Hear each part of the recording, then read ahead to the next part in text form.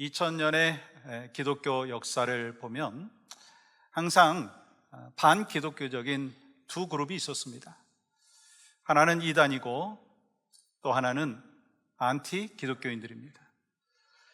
이단은 성경의 가르침에 대하여서 자기들만으로 해석을 하고 또 왜곡하고 또 추가하고 그렇게 해왔습니다. 또 안티 기독교인들을 보면 그들은 매우 기독교를 싫어하고 또 심지어 박해를 했고 공격을 해왔습니다. 그들은 최근에 웹사이트를 만들어가지고 교회와 교인들과 목회자들에 관련된 부정적인 것들을 끄집어내고 또 과장을 하고 포장을 해서 웹사이트에 올리고 또 사람들은 퍼날르고 그런 일들을 하죠. 그렇다면 그들의 목표가 뭘까요? 그들의 목표는 기독교의 잔멸입니다. 그러면 이 반기독교 운동이 누구에게서부터 시작되었는가라고 하는 것입니다. 오늘 본문에 나오고 있는 청년 사울이라고 할 수가 있습니다. 1절 말씀 보시면 사울은 그가 죽임 당함을 마땅히 여기더라. 여러분, 이 말씀을 한번 잘 생각해 보세요. 사람이 죽었어요. 그것도 신앙 생활을 하는 사람이 이 믿음 때문에 돌에 맞아 죽었습니다. 그러면 안타까워하는 것이 정상 아닌가요? 근데 사울은 스데반이 돌에 맞아 죽은 것에 대하여 마땅히 여겼다라고 얘기했어요. 그만큼 그 사울의 안티 기독교 활동은요, 이 잔인했을 뿐만 아니라 이 크리스찬들에 대한 미움이 아주 극에 달았다라고 하는 거예요. 그럼에도 불구하고 스데반은요, 마지막 돌에 맞아 죽으면서 어떤 기도를 했습니까? 주여, 저들의 죄를 저들에게 돌리지 마옵소서. 정말 기도하며 아름답게 죽음을 맞이했습니다. 여러분, 얼마나 감동적입니까? 이 보통 사람이라면 감동을 받고 감격하는 것이 정상입니다. 그런데 사울은요, 전혀 감동이 없고요, 심지어 어떻게 하느냐면 3절 말씀 보십시오. 사울이 교회를 잔멸할세. 사울은 교회를 파괴하려고 미친 듯이 집집마다 쫓아다니면서 찾아다니면서 믿는 사람들을 잡았고 감옥에 가두었어요. 그렇다면 여러분, 왜 그렇게 이 크리스찬들을 싫어했을까? 왜 그렇게 잔인하게 크리스찬들을 핍박하고 감옥에 가두게 되었느냐라고 하는 것입니다. 저는 이런 생각을 해봤어요. 만약에 타임머신이 있다면, 오늘날에 타임머신은 없지만 타임머신이 만약에 있다면, 그래서 사울을 인터뷰할 기회가 있다면 제가 한번 질문해 보고 싶어요. 왜 그렇게 크리스찬들을 박해를 했는가? 왜 그렇게 기독교를 박해했는가? 사실 질문해 보고 싶지만 실제로 질문하지 못하죠. 그렇지만 성경은요, 분명히 왜 이 사울이 기독교를 박해했는지 그 이유에 대해서 말씀을 하고 있어요. 디모데전서 1장 13절 말씀 보면 바울이 왜 그렇게 기독교를 박해했는지 그 이유가 나옵니다. 이렇게 기록하죠. 내가 전에는 박해자요, 비방자요, 박해자요, 폭행자였으나 도리어 긍휼을 입은 것은 내가 믿지 아니할 때 알지 못하고 행하였음이니라.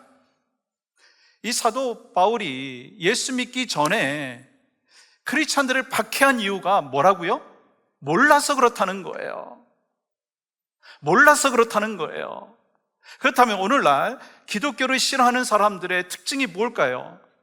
그들은 기독교를 안다고 생각합니다. 왜요? 어렸을 때 교회 잠깐 다녀봤고 또한 교회에 대해서 이런저런 이야기를 들어봤기 때문입니다. 그래서 자기가 잘 알고 있다고 생각하지만 제대로 알지 못하는 거예요. 그러면서 비판하는 것입니다. 반기독교 운동의 시조인 청년 사울은 그 당시 가장 유명했던 가말리아 문화의 속에서 성경을 배웠어요. 누구보다도 종교적으로 열심히 있는 사람이었습니다. 그런데 자신이 얼마나 죄인 중에 괴수인가라고 하는 것을 몰랐다라고 하는 거예요. 더 큰 문제는요, 기독교인들을 박해하는 것이 얼마나 큰 죄다라고 하는 것을 그때는 몰랐다라고 하는 것입니다.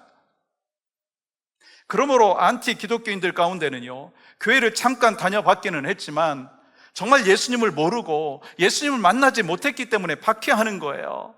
그들은 겉으로 드러난 교회 문제를 보면서 조금 아는 것을 갖고 다 안다라고 생각합니다. 그러면서 모르는 게 있어요. 뭐냐면 교회를 세우시고 교회를 이끄시고 또한 구원의 역사가 일어나는 그 성령의 역사하심을 경험하지 못하고 체험하지 못했다라고 하는 거예요.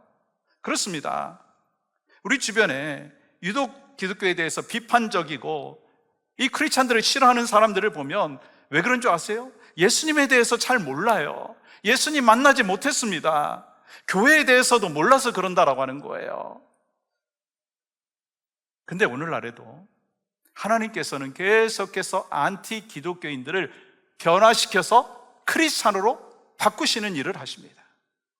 예를 들어서 울산대 법대 교수인 이정훈 교수라고 하는 분이 계세요. 그는 반기독교 운동의 핵심 인물이었습니다. 특별히 종교자유정책연대라고 하는 시민단체를 만들어서 겉으로는 종교의 자유를 이야기를 했지만 반기독교 운동을 했어요. 그렇기 때문에 이정훈 교수라고 하는 그분의 목표는요, 기독교의 박멸이었습니다. 그분은 기독교를 박해하기 위해서 주로 많이 한 것이 뭔지 아세요? 성경을 많이 읽는 것이었어요. 왜요? 알아야 비판하기 때문에. 심심하면 기독교 채널을 보았다고 합니다. 왜요? 알아야 비판하기 때문에. 목사님들의 설교를 들었습니다. 그러면서 매번 조롱을 하는 거예요. 그러던 어느 날 CTS를 보면서, 기독교 텔레비전인 CTS를 보면서 설교를 듣는 가운데 비판을 하는데 목사님이 이런 얘기 하는 거예요. 우리는 죄인입니다.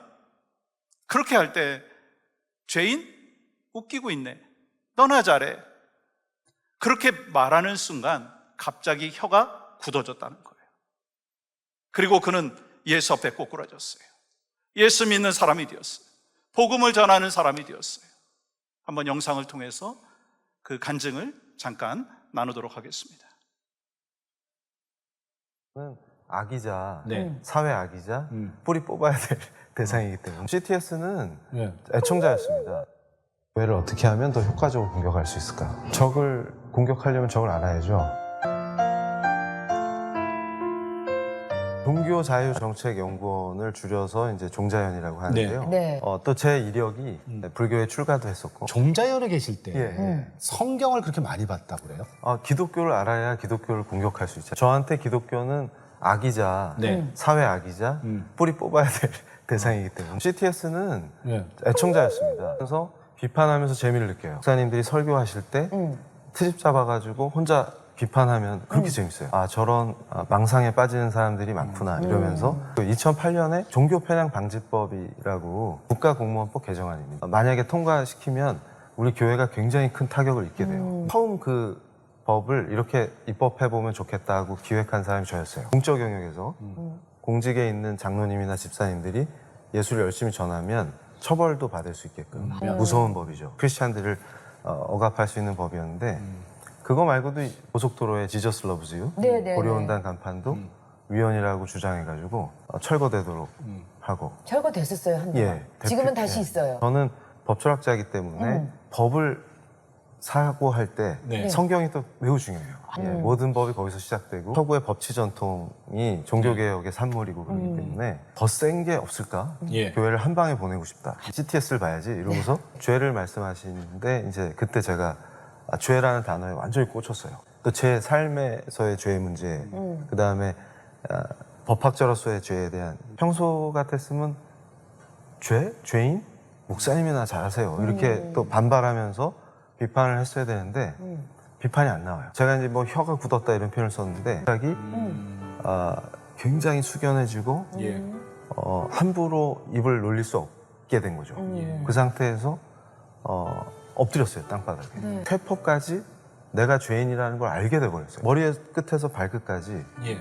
난 진짜 부패해서 죽을 수밖에 없는 죄인이구나. 전적으로 부패한 자구나. 완전한 죄인이구나. 이대로 죽을 수밖에 없구나. 젊은 나이에 이제 까불고 다니면서 교회 비판하고 네. 너네나 똑바로 살아라. 지금도 많은 분들이 자기가 의인이라고 느끼고 있으면 진짜 위험한 상태예요. 제일 강한 느낌이 난 죽었다였습니다. 꼼짝도 못하고 방바닥에 엎드려서 떨어져. 부들부들 떨어져. 그러다가 어느 정도 시간이 지난 다음에 일어나서 움직여지니까 예. 이상하다. 살았네. 예, 이게 뭐지? 이게 황당한 거죠. 멍합니다, 그냥. 근데 말을 못 하겠어요. 이게 폭풍처럼 그동안 읽었던 말씀 속에 예수님이 떠오른 거예요. 그러면서 예수가 누구시냐? 도대체 이분이 누구시냐? 이 주님이 고난받으신 게 그렇게 다가와요. 십자가가 뭔지 알겠구나. 이 거룩하신 창조주가 완전하시고 거룩하신 창조주신데 이분이 어떻게 나같이 더러운 자를 위해서 그 고난을 다 겪으시고 십자가에서 죽으시냐. 그러니까 그 사랑이 감당할 수가 없는 거예요. 왜 저를 사랑하십니까? 이제 다시 말할 수 있게 되니까 나의 주 나의 하나님, 당신을 사랑합니다. 제가 지금부터 영원까지 당신을 따르고 싶습니다. 당신은 저의 주님이십니다. 이게 고백하게 됩니다. 우리 이정훈 교수, 기독교에 대해서 많이 안다고 생각을 했어요.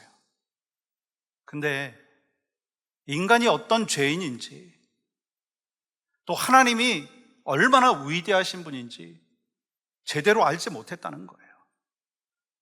여러분, 기독교에 대해서 부정적으로 말하시는 분들을 보시면 우리가 어떻게 여겨야 되느냐면 긍휼히 여겨야 돼요. 왜요? 몰라서 그러니까. 제대로 알지 못해서 그러니까. 그러면서 소망하고 기도하는 마음이 있어야 돼요.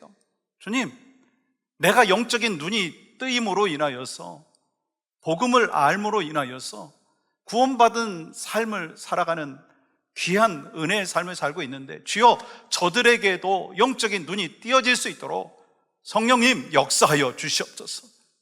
하나님이 얼마나 은혜의 하나님인지, 십자가의 은혜가 얼마나 귀한지를 깨닫게 하여 주시옵소서. 여러분, 믿지 않는 사람들은요, 왜 우리가 이렇게 모여서 예배하는지, 왜 우리가 이렇게 눈물을 흘리면서 기도하고 찬양하고 있는지, 은혜 받는지 몰라서 그런다는 거예요. 이 창조자이신 하나님을 알고 구원자이신 예수님을 알면 그러지 않을 텐데, 전능하신 하나님을 몰라서 그러는 거예요. 길이요 진리요 생명이신 예수 그리스도를 몰라서 그렇다라고 하는 거예요. 그렇기 때문에 우리에게 맡겨주신 사명이 뭡니까? 우리의 역할이 뭡니까? 예수를 바로 알아야 돼요. 예수 믿고 구원받고 십자가의 능력과 십자가의 은혜가 무엇인지를 알고 체험하고 깨닫고, 그리고 또한 전해야 되는 거예요. 그 사명을 여러분과 저에게 맡겨주셨습니다. 아멘이시죠? 그 사명을 잘 감당하는 믿음의 역사가 우리의 삶 가운데, 우리 교회 가운데 있기를 주님의 이름으로 축복합니다. 다시 오늘 본문 1절로 돌아가 보면, 사도 외에는 다 유대와 사마리아 모든 땅으로 흩어지니라. 여러분, 인간적인 눈으로 보면 이 교회에 엄청난 위기가 찾아왔습니다. 그런데 오늘 본문 말씀을 자세히 보면 하나님께서 오히려 이 위기를 통해서 복음을 전파하는 기회로 사용하신다는 거예요. 여러분, 오늘 이 본문의 1절 말씀이 왜 중요한지를 말씀을 드리겠습니다. 그 이유가 사도행전 1장 8절의 말씀을 보면 알 수가 있습니다. 오직 성령이 너희에게 임하시면, 이 말씀은 예수님께서 부활 승천하시면서 말씀하신 것이죠. 오직 성령이 너희에게 임하시면 너희가 권능을 받고, 그리고 다음에 예루살렘과 온 유대와 사마리아와 땅끝까지 이르러 내 증인이 되리라. 여러분, 이 성령의 능력을 경험하고 권능을 힘입었으면 예루살렘을 넘어 유대로, 유대를 넘어 사마리아로, 사마리아를 넘어 땅끝까지 복음의 증인이 되라고 말씀하셨어요. 그렇다면 여러분 한번 잘 생각해 보세요. 언제 성령님이 임하셨습니까? 사도행전 2장의 말씀에 보시면 성령이 임하셨어요. 그때 뭣도 받았어요? 권능도 받았습니다. 그렇기 때문에 온 세상에 나가서 복음을 전해야 되는 것이죠. 그런데 사도행전 2장에서 성령님이 임하셨는데 사도행전 3장부터 보면 제자들이 나가서 복음을 전했다라고 하는 내용이 없어요. 우리가 사도행전 7장까지의 말씀을 나눴는데 제자들은 지금 예루살렘에만 머물러 있어요. 하나님은 나가라 말씀하셨는데 나가지 아니하고 예루살렘에만 머물러 있습니다. 왜요? 성도들은 예루살렘이 너무 좋은 거예요.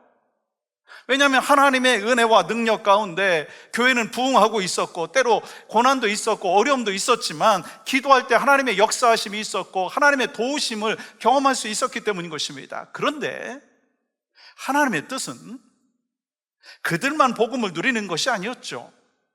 온 세상에 복음을 전하는 것이었습니다. 그래서 하나님께서는 박해를 통해서 세상으로 흩으셨고 온 유대와 사마리아와 땅끝까지 복음의 증인의 사명을 감당할 수 있도록 은혜를 주시고 기회를 주셨다라고 하는 거예요. 그때 어떤 일이 벌어졌습니까? 4절 말씀 보세요. 그 흩어진 사람들이 두루 다니며 복음의 말씀을 전할세. 핍박으로 인해서 흩어진 사람들은 슬퍼하거나 낙심하지 아니하고 하나님을 원망하거나 기가 죽지 아니하고 도망 다니지 않았어요. 그들은 두루 다니며 가는 곳곳마다 적극적으로 복음을 전했다는 거예요. 여러분, 그렇다면 어떻게 이 핍박 가운데서 두려워하지 아니하고 적극적으로 복음을 전할 수 있었느냐라고 하는 거예요. 그들은 성령의 체험을 통해서 성령의 역사하심을 경험하고 감동이 있었어요. 또 예수 그리스도를 향한 뜨거운 그 열정이 있었어요.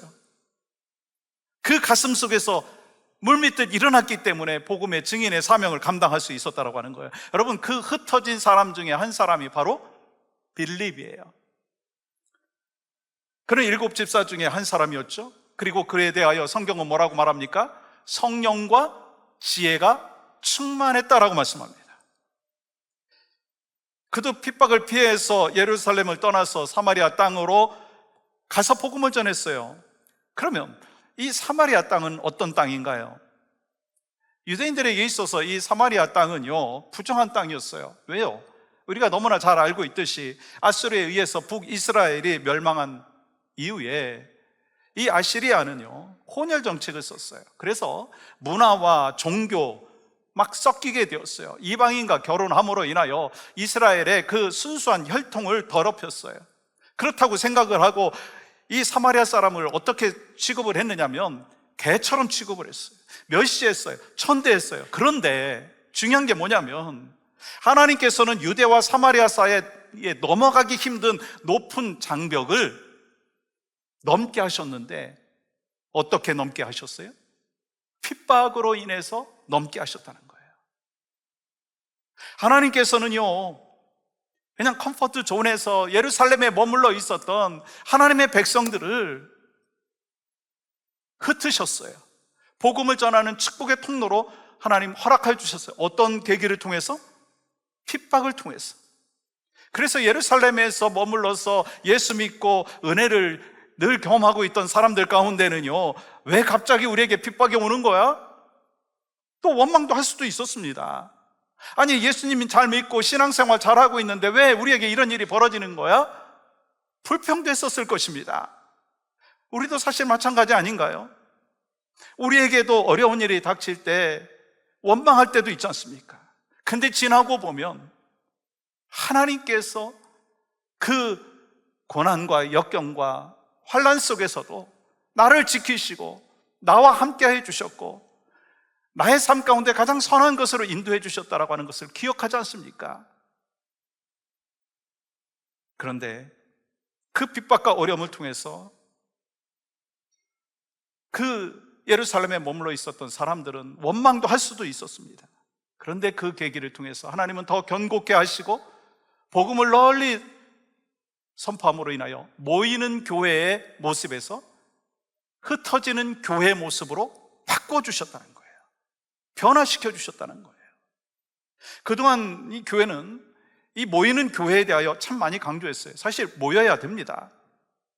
그렇지만 교회 몇 명 모이느냐, 그게 가장 큰 자랑거리였고 교회 성장의 기준이었습니다. 그래서 숫자가 많으면 부흥했다고 얘기합니다. 그러나 모이는 것으로 끝나면 되지 않는다는 거예요. 우리가 모여서 예배하고 말씀 나누고 성도의 교제를 나누고 은혜를 나누고 세상에 나아가서 뭐 해야 돼요? 복음을 전하는 거예요. 여러분, 세상을 섬기는 흩어지는 교회의 사명을 우리가 감당해야 된다는 거예요. 그래서 교회 안에서만 크리스찬이 아니라 가정에서도 크리스찬이고, 식당에서도 크리스찬이고, 직장에서도 크리스찬이고, 그리고 삶의 그 여정 가운데 복음을 받은 하나님의 사람으로서 크리스찬다운 삶을 살아내야 된다라고 하는 거예요. 그러니까 진짜 부흥이라고 하는 것이 무엇입니까? 올해 표어가 회복을 넘어 부흥하는 교회인데 진짜 부흥이 무엇입니까? 내 영혼에 부흥의 역사가 있어야 되는 거예요. 그리고 내 안에 부흥의 역사가 있음으로 인하여서 이웃과 또 세상에 그 영적인 뜨거운 그 열정과 그 신앙의 고백을 전해야 된다고 하는 거예요.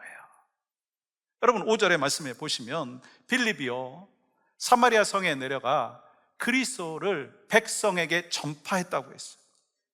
여러분, 빌립은 신앙을 지키기 위해서 많은 것을 버려야 했습니다. 자기 목숨을 위해서 그리스도를 또 감출 수도 있었는데 그러지 않았다는 거예요. 자기 목숨을 걸고 그리스도를 전파했습니다. 그래서 우리가 성경을 쭉 읽다가 보면 이 사도행전의 포커스가 어디에 있느냐? 사마리아를 향하고 있어요.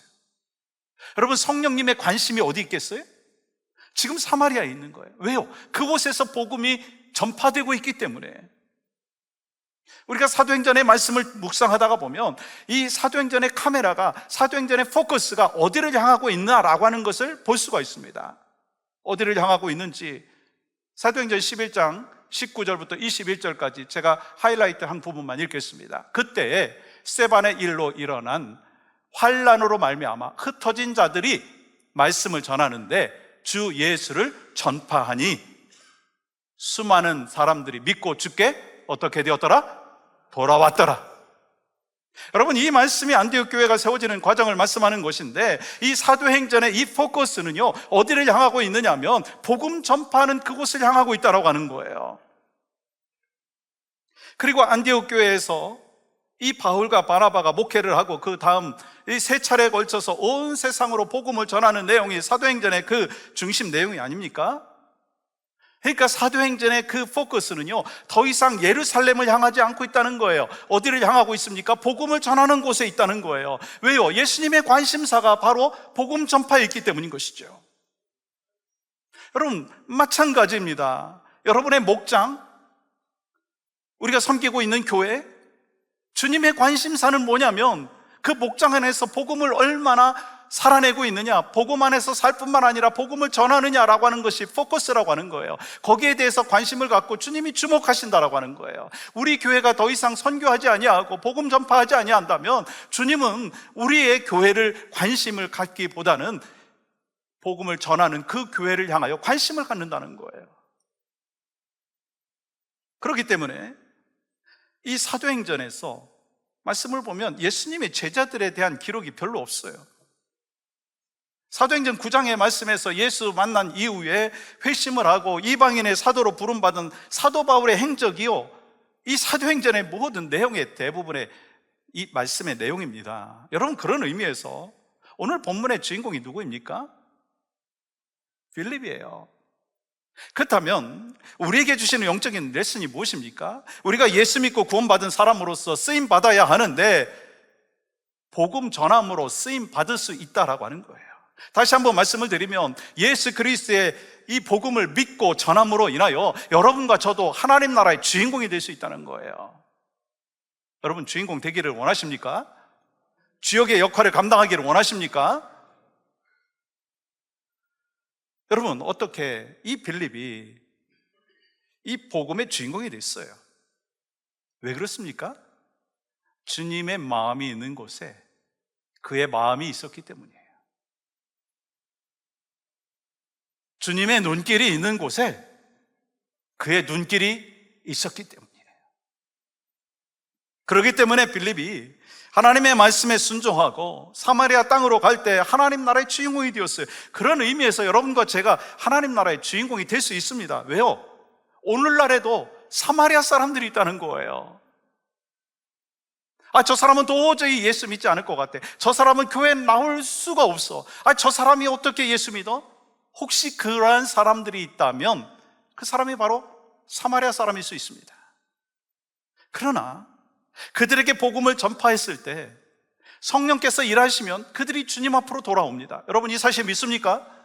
나는 불가능하다고 생각을 하지만 성령께서 일하시면,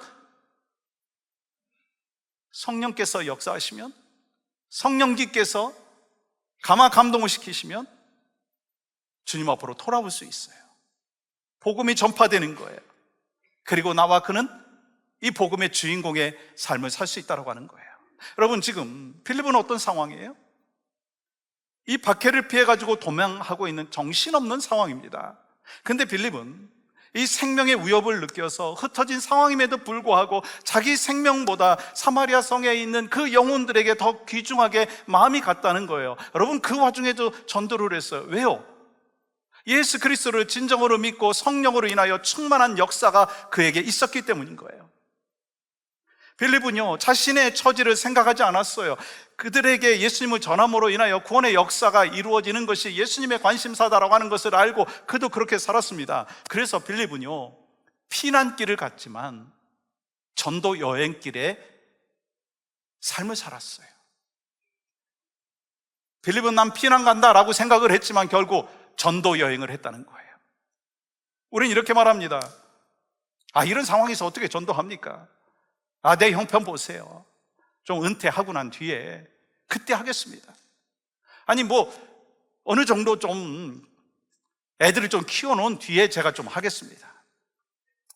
경제적으로 어느 정도 수준에 좀 머물면 제가 하겠습니다. 그러면서 이렇게 말합니다. 거리에서 피켓 들고 예수 천당, 불신 지옥, 그렇게 막 전도하는 사람들을 향하여 시대에 맞춰가지고 복음을 전해야지 뭐 하는 거야? 물론 틀린 말은 아니죠. 근데 중요한 게 있습니다.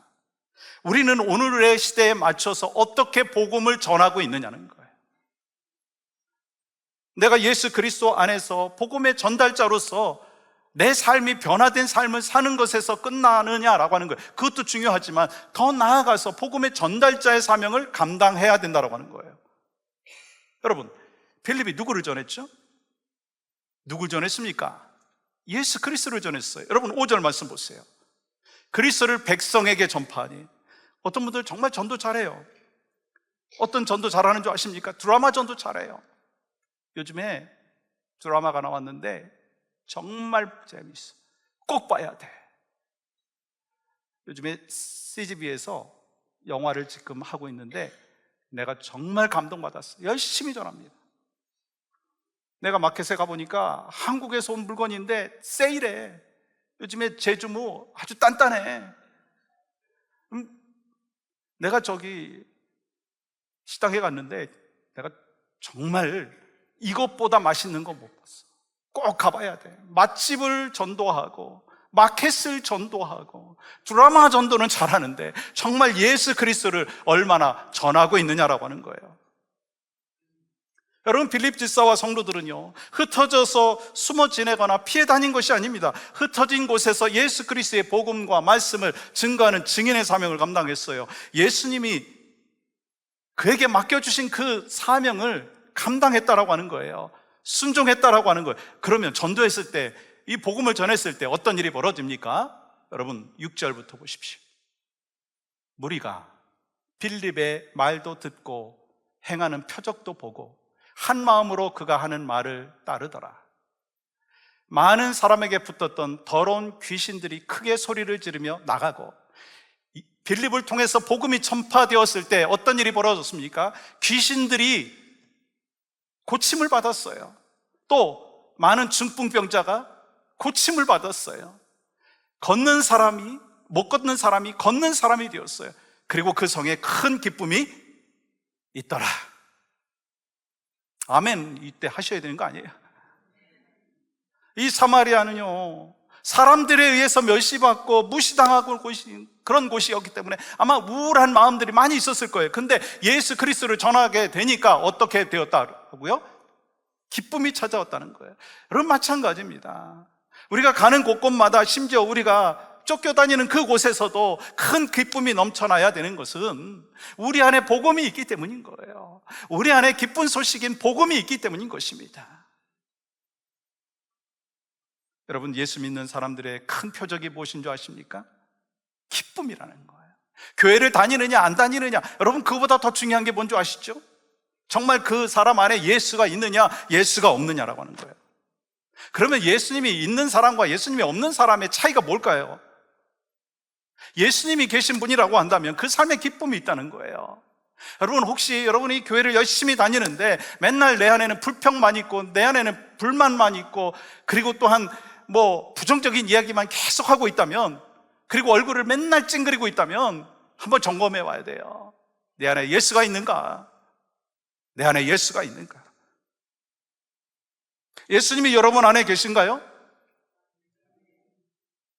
제가 갑자기 질문하니까 어떻게 대답할지 모르시겠어요? 여러분 안에 예수님이 계십니까? 여러분 안에 예수님이 계시면 환난 가운데서도 즐거워해야 된다는 거예요. 여러분의 삶의 중심이 예수님이 계시기 때문에 여러분의 삶의 당장은 어려울 수 있고 고난이 있을 수도 있지만 결국 하나님께서 문제보다 크시고 역경보다 크시고 그리고 삶의 장애물보다 더 위대하시기 때문에 우리의 모든 문제들을 해결해 주심의 은혜를 경험하고 살아갈 수 있게 되는 줄 믿습니다. 말씀을 정리합니다. 예루살렘의 박해를 당해서 슬픔이 가득하고 감옥에 갇히는 사람들이 있었고 죽음을 당하는 그런 절망적인 상황이었습니다. 근데 나중에 시간이 지나고 보니까 오히려 그것이 어떻게 되었어요? 흩어지고 나누어지는 교회가 거기서 멈추는 것이 아니라 새로운 곳에서 다시 뭉치고 부흥의 역사가 있다는 거예요. 슬픔이 가득한 이 사마리아 성에 큰 기쁨이 넘치게 되었다고 하는 거예요. 우리가 마찬가지로 복음을 전하게 된다면 정말 암울하고 낙심되어 있는 그 삶의 역경 속에서 머물러 있는 사람들이 복음을 받아들이고 예수 안에 살게 된다면 그들에게도 큰 기쁨이 있다는 거예요. 소망하고 기도하는 건 여러분과 저의 안에 예수님이 계시기 때문에 큰 기쁨이 날마다 가득하기를 간절히 축복합니다. 그리고 그 큰 기쁨과 감사와 감격을 전함으로 인하여 우리에게도 큰 기쁨과 감격을 누리고 또 선포하고, 그러므로 인하여 하나님 나라가 바로 여러분과 저를 통해서 우리 교회를 통해서 확장되어지기를 주님의 이름으로 간절히 축복합니다.